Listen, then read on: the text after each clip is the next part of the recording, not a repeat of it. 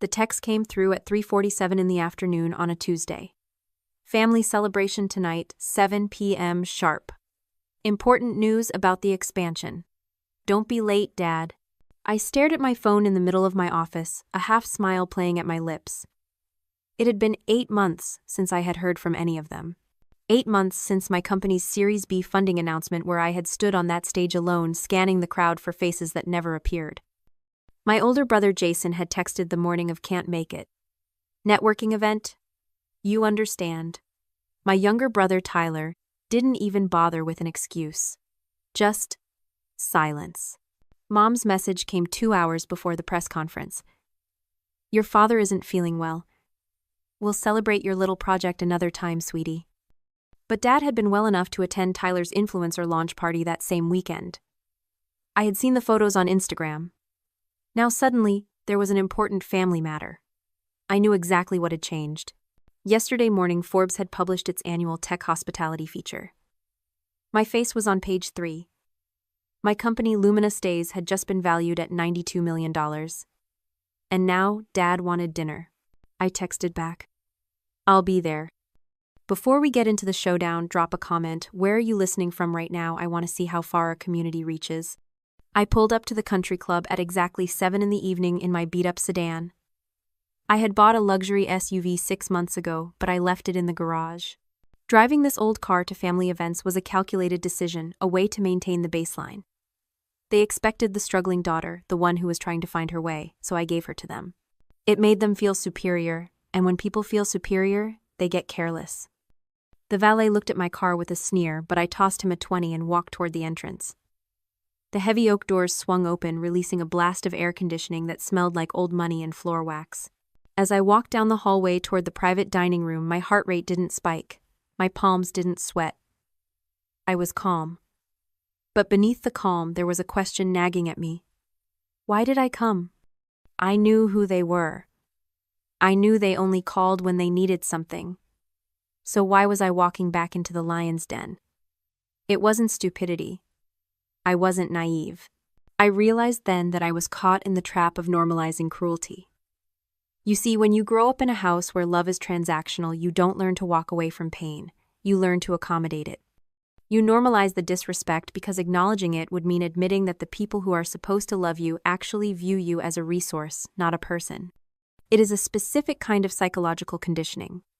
You tell yourself that if you just show up one more time, if you just achieve one more milestone, if you just prove your worth one more time, the dynamic will shift.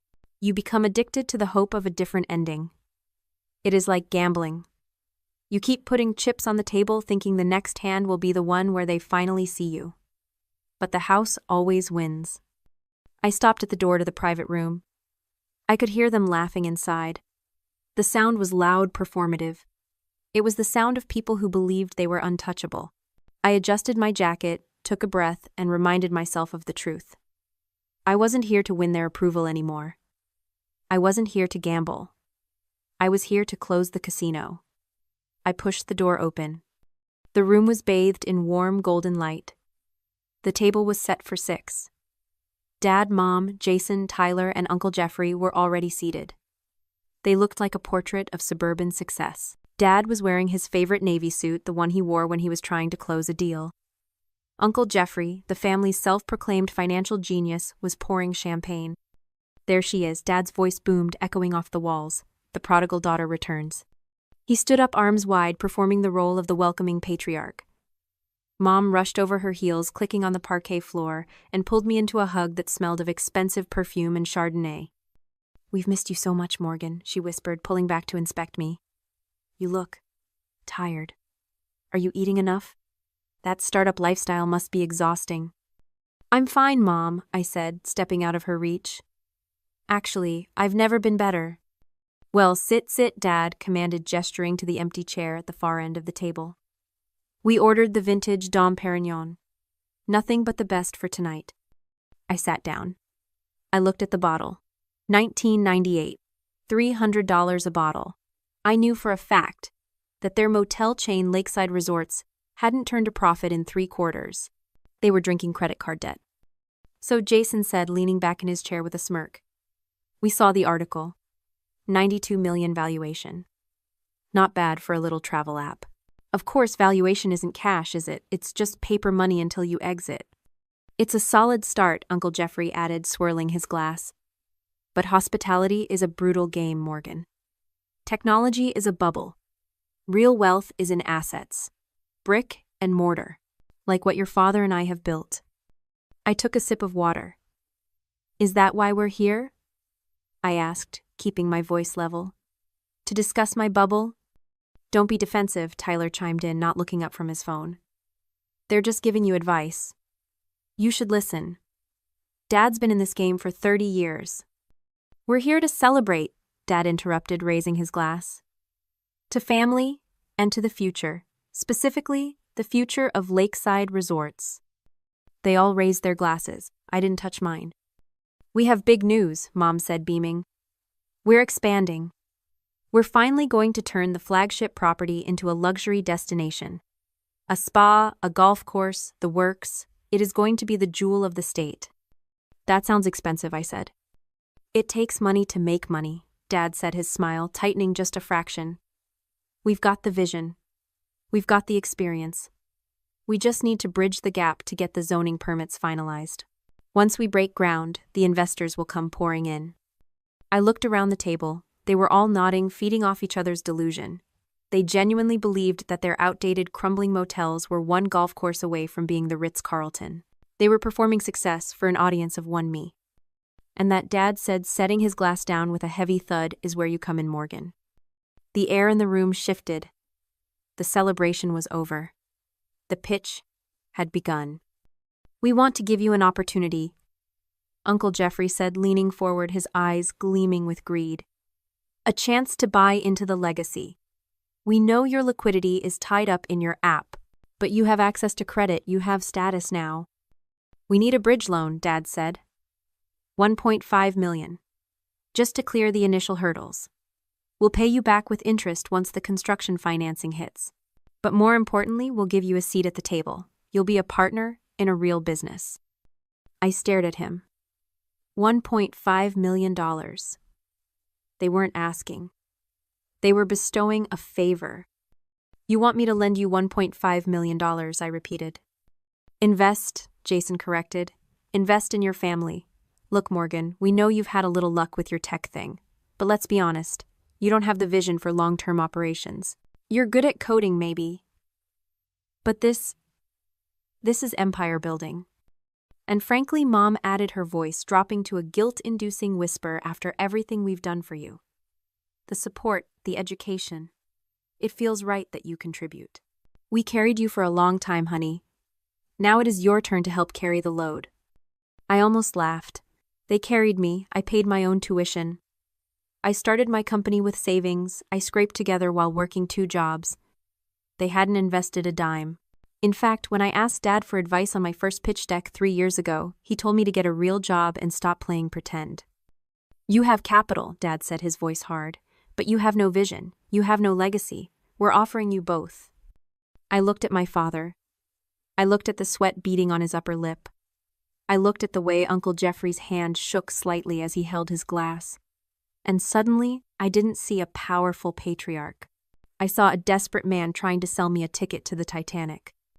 I'm going to stop you right there, I said, my voice cool and even. There is no legacy. Dad blinked. What? There is no legacy, I repeated, opening the leather portfolio I'd brought with me. Lakeside Resorts has been insolvent for 18 months. Your debt-to-equity ratio is catastrophic. You haven't expanded because you can't. No bank will touch you.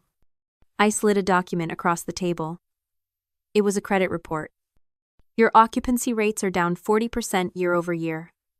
I continued reciting the numbers from memory. Your flagship property needs $3 million in deferred maintenance just to pass safety inspections. You don't need a bridge loan for expansion. You need a miracle to avoid bankruptcy. How dare you, Uncle Jeffrey sputtered, his face flushing red. These are private business matters. You have no right. I have every right, I said, cutting him off. Because you just asked me for $1.5 million based on a lie. You're not building an empire, Dad. You're digging a grave. Dad slammed his hand on the table, rattling the expensive champagne flutes. You ungrateful little? Who do you think you are? Coming in here, flashing your little tech money, disrespecting your family. You think you're smarter than us because you got lucky with an app? It wasn't luck, I said, and it wasn't my family's money. We gave you everything, Mom cried, tears welling up on cue. We sacrificed so much. You sacrificed nothing, I said, my voice dropping lower, colder. I worked 3 jobs in college. I slept in my car for 2 weeks when I started Lumina because I couldn't afford rent. When I asked you for help, then just a co-signature on an apartment. Not even money. You told me to learn responsibility. And you did, Dad shouted. Look at you now, we made you tough. I looked at him. Really looked at him. His face was twisted in rage, veins bulging in his neck. And in that moment, I understood the illusion of power of the empty wallet. You see, my father had always derived his authority from his perceived status as the provider, the businessman, the patriarch. He shouted, he demanded, he belittled because he needed to project strength to cover the fact that he was failing. His anger wasn't strength. It was a defensive mechanism. It was the roar of a paper tiger. He was posturing, trying to use volume to compensate for a lack of value. He believed that if he acted like the boss, I would revert to being the subordinate daughter. But power isn't about who can yell the loudest. It is about who holds the leverage. And for the first time in my life, I realized his pockets were empty and mine were full. His authority was a ghost haunting a building that had already been condemned. I'm not lending you the money, I said, closing my portfolio. And I'm not investing. Then you're dead to us, Dad screamed, standing up so abruptly his chair tipped over. You walk out that door without writing that check, and you're no daughter of mine, you're nothing. The door to the private room opened. Sorry to interrupt, a calm voice said. It was Elena, my CFO. She walked in looking impeccable in a sharp gray suit holding a thick manila folder. She didn't look at my family. She walked straight to me. The paperwork is finalized, Morgan, she said, handing me the folder. The transfer just cleared. Who is this? Mom demanded, wiping her eyes. This is Elena, I said, taking the folder. She handles my acquisitions. Acquisitions. Jason laughed nervously. What are you acquiring? Another app. I opened the folder and pulled out the deed. No, I said. I bought the note. Silence fell over the room. Absolute suffocating silence. What note? Dad whispered, his face draining of color. The bank note on Lakeside Resorts, I explained, my voice steady. You've been in default for 4 months. The bank was about to foreclose. They packaged your debt and sold it to a private investment firm last week. That firm is a subsidiary of Lumina Stays. I placed the deed on the table right next to the bottle of Dom Perignon. I didn't just refuse your loan, Dad. I bought your debt. I own the mortgage, the land, and the liabilities. I own you. I watched the realization hit them one by one. Uncle Jeffrey slumped in his chair looking like a deflated balloon. Jason stared at the document, his mouth open. Mom put a hand over her mouth to stifle a sob. And Dad. Dad just stared at me. The rage was gone, replaced by a terrifying emptiness. The illusion was shattered. The patriarch was gone. All that was left was a man who owed his daughter $6.5 million. You can't do this, he stammered. We're family. Yes, I said. We are. Which is why I'm not evicting you immediately. I'm giving you 30 days to vacate the premises. I'm turning the flagship property into a Lumina Stays wellness retreat. It is the only way to make the land profitable again. 30 days, Mom wailed. But this is our life, this is our legacy. It was a failing business, I said. Now it is a solvent one. I pulled a check from the folder. This is for $200,000, I said, placing it on the table. Consider it a buyout. It is more than the equity is worth, which is $0. It is enough to rent a nice condo and start over. Take it. Dad looked at the check. He looked at me. I saw the war in his eyes. Pride versus survival. I won't take your charity, he spat. It is not charity, I said. It is severance. The room erupted. Mom was crying, begging Dad to take the check.